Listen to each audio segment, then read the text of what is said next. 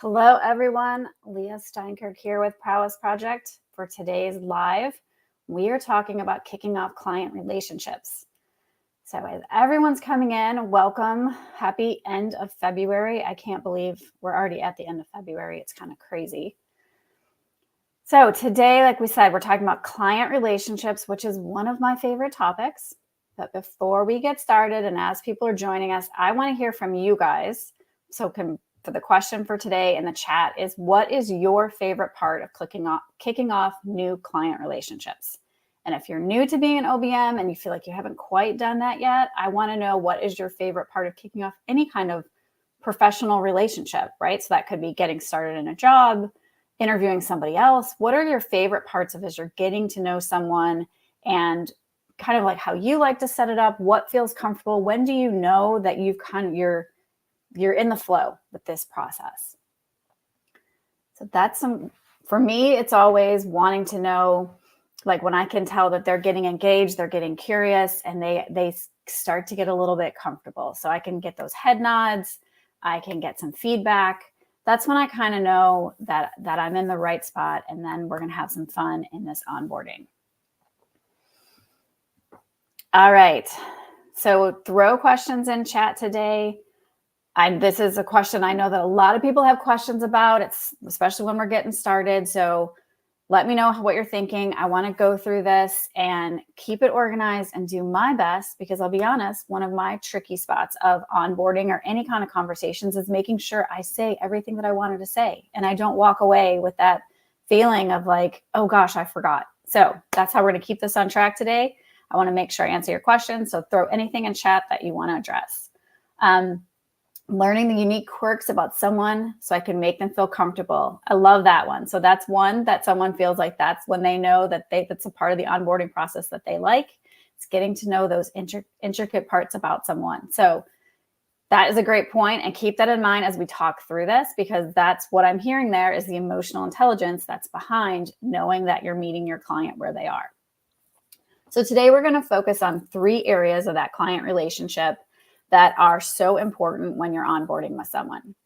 So what we're going to be talking about, and I'm going to share this document here. Give me some thumbs up if you can definitely see that document being shared. I want to make sure. And if you're just listening to this, I'll be reading these off. It's our client relationship checklist. And why I want to pull this up today is, like I said, this helps me when I'm in the process of making sure that I say everything that I wanted to. And this is something that you can use as your own little cheat sheet. It helps us stay on track and wrangle in those nerves sometimes. I know it helps me. So today, 3 things that we're going to talk about in client relationships and getting them kicked off. First, it's going to be setting clear expectations. Then we're going to be talking about best practices for communication. And then lastly, we're going to talk about strategies to keep impressing them as you go through that relationship. So in each one of these, I want to break this down into kind of what is that behavior? What do they want? Like, what do we want to be doing to know that we're on track? Then what is the documentation? Because as online business managers, that is so important that we are showing them the documentation, or maybe it's the technology, the structure around that. And then lastly, what's that EQ that we're bringing forward? And whether or not that is noticed, that is just something we can help with ourselves to kind of just frame where we want to be in that stage of the client relationship. So again, throw your questions in chat as we're moving through these. And first, we'll just talk about how do we get started setting those clear expectations. And the behavior, what I really want to stress here is when you're getting started, and this can look like anything from those first initial conversations that you're having, just describing your services to someone. So maybe that's like your first call with them, where you're introducing who you are and what they offer and getting to see if there might be a good fit for what you have. It could be that, or it could be when you're in that first review, of your scope of work. So they've said, yes, I want to get started. Let's get on a call. Let's review the scope of work and just kick things off. So these are the documents that you're going to have. And that behavior I really want to encourage you to have is leaning forward into being that online business manager. So for anyone who's brand new to it, we are running all the back-end operations for these online businesses, helping them from developing standard operating procedures to integrating their technologies to making sure all of their demand generation, their funnels are all working well with their customers. So we want to make sure that we're leaning forward and letting them know that, yes, whatever it is we're going to discuss, we are going to work through it. We're going to document, we're going to have a plan, and I'm going to confidently help you get to where you want to go. Now, I know some of you are going to say, but I'm not always super confident, right, in that beginning, but that is okay, because as an online business manager, you can go do the research to see what it is that you could to meet their needs. And if you can't, you're going to make the best recommendation for that client possible. So that first behavior that you want to see is leaning forward into your role as an online business manager, letting them know that your job here is to set the stage, be clear on how this project might work, letting them know anything that falls outside your area of expertise, and that's a recommendation for some like a different specialty, and saying we're going to have a plan, we're going to have goals, we'll have milestones so we know we're on track. When they see that behavior from you, they take a sigh of relief and the fun can get started. They're going to be a little more open with what exactly they need, or any areas of that scope of work that you've provided for that meeting. They can then bring that forward there. You will then, I strongly recommend the documentation that you have for these initial meetings is whatever this would be. If it is the scope of work, you have it there, you have it pulled up, you review it together. If this is your initial services, you have something that they can review. Because a lot of times the CEOs that you're going to be working with are very visual. And so letting them look through it will help with that conversation. So have your documents prepared, have your project outlines. Any kind of in that scope of work, you might break that into the overall project, daily responsibilities, any management of VAs that might have to happen, and then the technology access. But whatever that is in there, have it all written out so that you can review it together. You also want to make sure that you have somewhere in there that they can clearly see it and you can reference it. If things change, if new projects come up, how do you, right? Letting them know if anything outside of this scope comes up, we can go back and revise this. But again, clearly letting them know that this is how this is going to work and having all that laid out.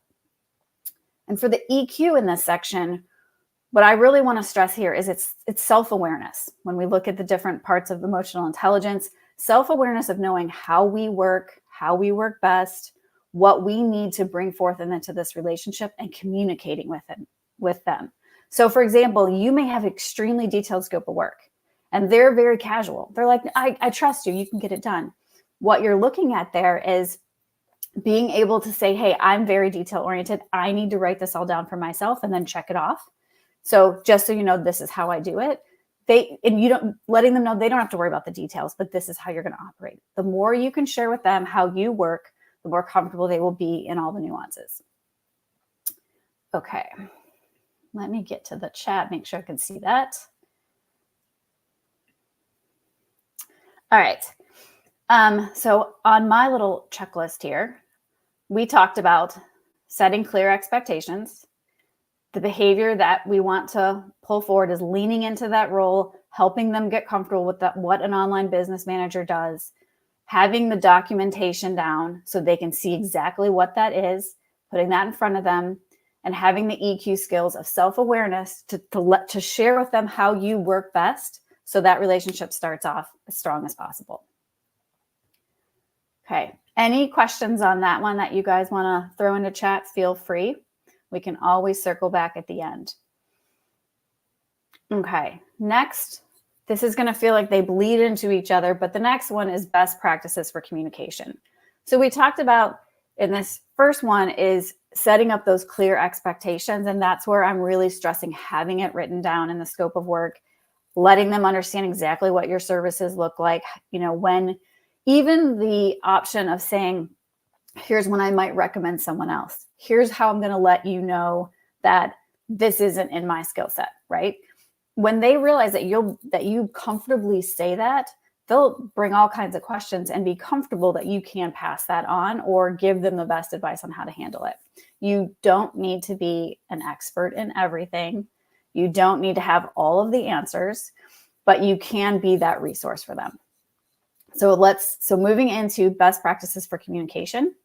The behavior here is proactive communication. And by that, I mean kind of, again, leaning forward into the role, but making sure that all of the information that you have for them, all of the agendas, like over communicate in the beginning. It can always, you'll find each client will be different, but if you start off that this is how I work, I over communicate in the beginning, your life will be so much easier. So this can look like it should look like every time you should have a standard meeting the beginning of every week or every time period that you're working with them. At Prowess, we recommend starting off the very first meeting with the first meeting template. And what that does is helps you set up what are the cadences for meetings, right? Are we going to have one a week? Or are we going to have daily huddles? If we have daily huddles, what format are we doing? Are we doing that on Google Meets? Are we doing that on Zoom calls? How do you want updates? Do you want an update every single day of the full thing, or do you want just what I've accomplished? Right? So from the very first meeting, you go through everything, and it will feel tedious in the beginning. But when you talk about all those ways that you communicate and how the other person likes the information, that's when you sleep peacefully at night, because you've already answered all those questions. So that proactive communication, that first meeting, you're going to say, this is going to be a little bit long, but we're going to go through this. We're going to talk about all the different technologies you have, what access I need, where you want me to post updates, where you want me to post summaries, what project management tracker do you use, all of that so that you have it. And again, you may ask more questions than they need in the very beginning, but again, you're showing your skill set that you look at all the details. And from there, once you have that plan, once you know, okay, they only want my updates in the project management tool and they want them every day, then you have a flow. You can go back to that. You can reference the way, like if something comes up or pops up, you can reference, this is where I put it. And they get very comfortable with that as well. But you're going to over communicate. You're going to have the agendas. You're going to have checklists like I have pulled up here, and you're going to go through those. And those are going to help every meeting that is a check-in on your project. You are the owner of that meeting. You should be the one saying that you're setting the agenda. You are going to set all of the tasks that are in there, all of the reviews, and then you conclude the meeting when you know you have all the information. Again, this may come off strong in the beginning, but you are going to be able to use your emotional intelligence of kind of reading the room and knowing how strong to come across. But also in the very beginning, it is important that you kind of are the owner of all of this. Next, I mentioned the documentation in this one, and that is like that first meeting template. And then for every meeting having an agenda. That agenda then should have summary notes.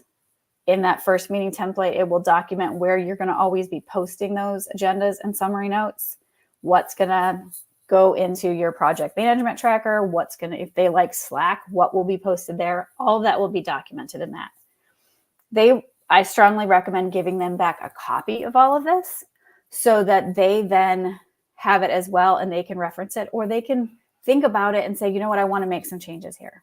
But the more transparency they have into how you're going to operate and how you're going to communicate, the easier the relationship is. So we have a question here. Do we track that setup time calculated towards our total time with a client? Yes, this would be, and again, this great question, because I would share that kind of feedback with them in that first meeting, that any kind of work that I do like this on this project, whether it's setting up agendas, updating your project boards, that is part of the time that I have towards your project. They will understand that you will be as efficient as possible. But yes, this is all setting up a client relationship. The parts that would be outside of that would be that setting up that original contract and scope of work. Clearly, they haven't signed it yet. So that's outside of your agreement with the client. But once they've signed that then is part of what you're doing as an online business manager. Great question. Okay, so another thing in this process, in this proactive communication, is I like to share with the client, this is how I am going to operate and where I'm going to put my meeting notes and any roadblocks that I have and what my goal is, my top priorities. In the very beginning, I like to share those over communicate those every single day. So if they say, you know what, you can drop a note in Slack. I may set up a date and have a thread underneath that date. And for that date, I may have 3 things of what I've accomplished, any roadblocks I'm hitting, and my priorities for tomorrow. And a lot of times what happens is when I do that every single day as I'm getting started, eventually they may say to me, you know what, you can just give me that summary at the end of the week. That's more helpful. I only want to read it once. Or they may say, you know what, can you just attach that to the project management tracking? And, so it may shift a little, but the behavior always stays the same of what I'm reporting to them and how they see it. That way there's no questions of where is your time going? How is my money being spent? They know that you're really trying to give them as much transparency as possible. Okay. And then the emotional intelligence that goes along with this is empathy. You are really trying to be as empathetic about the fact that they've taken on, like their business may have just shifted, right? They've gotten to a new level. A certain amount of anxiety and stress can go with that. So you're being empathetic to that. They're letting someone into their business. They're letting someone look at all this information. You're going to come back to them with curious questions that are wanting to learn how to support them more, not judgmental questions. So a lot of people have heard me talk about this, is that when we use questions like, hey, I'm curious about why you have these documents formatted this way, or I'm curious about your naming conventions in Google Drive, instead of why would you have set it up this way, right? So those empathetic questions, letting them know that as you're getting started, you want to be as transparent as possible, and you're there to help them and support them, not judge what they already have set up. So that's really important as you're getting all of this set up for the best practices in communication, that they can see you as a partner right off the bat. Okay, going back to my checklist again. So we talked about the best practices for communication as being as proactive as possible. That behavior is that we want to have proactive communication, over communicate as much as possible. The documentation is that you have clear, consistent documents for all of those meetings, starting with that first meeting template of how you're going to set all this up. And our EQ skill is empathy here, that we're really meeting them in the middle as a partner, and we're showing them that our communication is only there to help. Okay. So again, throw any questions you guys have in chat, or if there's things that are sticking in your mind, like how am I going to handle this obstacle? Just let me know. Okay. What platforms do you recommend for this communication? So when I'm talking about the first meeting template, that's simply an Excel document that we've come up with. I can drop that link for anyone that doesn't have it. It's on our resources page. That's just an Excel document that I have that I set up so visually they can see, how do you want your messages? What are the priorities? A lot of it is a difference between if it's just an update, where do you want it? If it's an emergency, how do you want me to get a hold of you? So I like to know that those things in the beginning. I will admit I'm someone who gets hesitant about, is it okay to text this person? Should I leave them a voicemail? So I ask it all in the beginning. So I know exactly how they'd want the information depending on what's happening. So that can be an Excel document. Next, I would move any kind of calls that I have with them. I want that in a place that can then be linked and stored. So Google Docs are great. If you have a Google meeting, it has the feature that you can have an agenda built into that. So they can even take a look at it and add things that they want to. And then you can link that to a project management software like ClickUp. ClickUp now also has a document area, so you can do it all within that. Again, it goes back to that first meeting template and how do they want to run it. So the first time I'll work off an Excel document, and from there, I'm going to use the technologies that they are using. I will tell you the shortcut that we use at Prowess is simply the Slack channel. We run it by dates. And if I do have things that I want to add to it, like a document, I can just link it. So it keeps it super easy and it keeps it very tight. But if it's anything bigger, if it is a separate project that's going to happen, we then put that into our project management software. Okay, great questions. Thank you for asking them. Next, we are going to talk about strategies to impress them throughout the relationship. So a lot of this is right where you're getting started, right? You're showing them how you are going to be a proactive communicator. You're showing them how organized you are by having agendas and follow-up notes and moving that over to a project management software. What you want to then show them, and I mentioned this before, is the consistency. That is really that behavior that then it will help solidify this relationship. And that is the professional person that you want to be as an online business manager. You're organized, but you're consistent about it. One of the hard parts is, I think, I'll just admit for myself, is I get very excited about new systems or things that I create and then want to move on to the next one and fix the next one. We need to be consistent how the communication process and the documentation process goes in order to keep that relationship really solid. That's what's going to help the renewals that happen. We want long-term relationships is when they know they can trust the consistency is there. So, I mean, ideally, I think for a lot of customers and clients, the thought of them being able to go on vacation and not think about anything and know my business is running, that's an end goal for a lot of people. But how do you get there? It's through knowing there's consistency in your processes. So that's really the behavior that we want to show for those ongoing successful relationships. And how we can do that, again, the documentation and the software that would support that is having all of this broken out and outlined so they can reference it if they do have a question and want to come back to things. One thing that I've seen work really well is the welcome packet.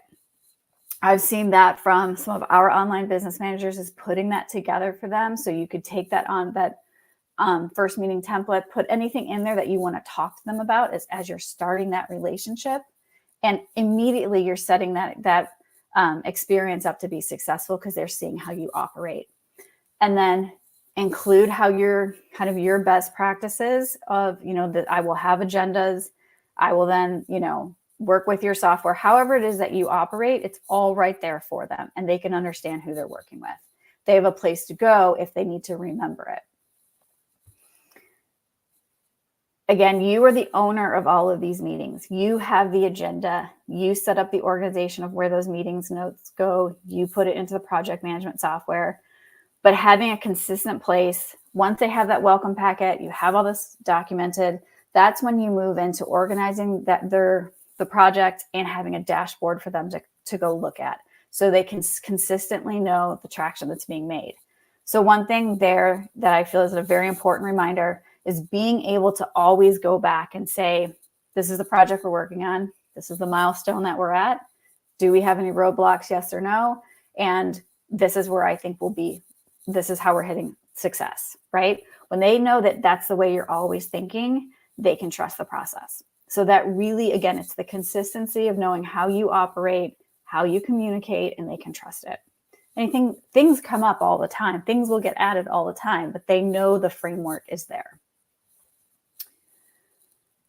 Okay, so lastly on that one is the EQ part of that. And the thing that I like to keep in mind is motivation.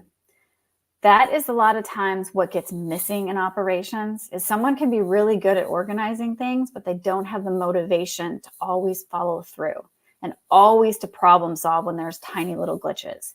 Think about how many times, people hire a consultant to start a new software, kick something off, but there's no follow through. There's no problem solving after that initial plan is done. There's no motivation to keep it going. And so things will get dropped and left.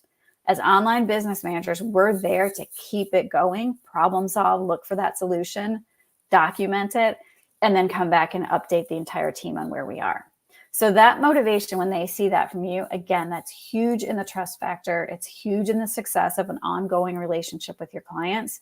And when they know that they can hand it off and you, just them knowing that you love all the parts of setting up a project and checking the milestones and updating the KPIs, that's when they're like, you are my perfect person. Okay. Any questions there? Again, just throw them into chat. And going back to my checklist, because I'm trying to stay consistent, is that we're talking about the strategies of being consistent, making sure that we have all the documents, all of the information to help with that project, and it's repeated over time. It's the agenda, goes into the project management software. They know where to look for it. They know how to bring up things that they need to change. And that EQ skill is motivation, right? So when they see that, again, that's when they can really trust in this relationship. So overall, key takeaways here is to be Set those clear expectations on how you're going to work with them. Anything that you feel is something that they need to know of how you work best and how you view success, bring it into that first meeting, bring it into your onboarding calls. Best practices for communication, again, that's over communicating with them. Always having that information that if they wake up, my thought is that if they wake up at 2:00 in the morning with a question of what had happened to this, they always know where to go to find the answer. And if it is something that I'm stuck on, I've already put that there. So they know that what I need to move it forward. And then lastly is that motivation and being consistent in all of this. It will help you in your success of renewing your clients and moving it forward. Okay. Again, any questions here, throw them into the chat. I've seen that when I overdo this in the beginning, and I may feel like it's slightly uncomfortable for myself because I'm not always the extrovert in these calls, but I get in there, I run it, I have that agenda, I overdo it. That then brings a lot of peace into my workday because I know that I've already told them, hey, I like to over communicate. I like to let you know exactly what my roadblocks are. I always might have to ask you, whenever you bring something new to me, I may always ask you, what does success look like here? I might always ask you, okay, if I only have this much time, what do you want me to stop doing? When I tell them that's how I communicate, then I don't feel bad for bringing those things up. And when I'm consistent with it, they get very used to it and they tell me before I even ask the question. Okay, guys. Any other questions, feel free to reach out. You can reach us in the Facebook group, or if you're part of the OBM University, find us in the private community. We'll see you next week.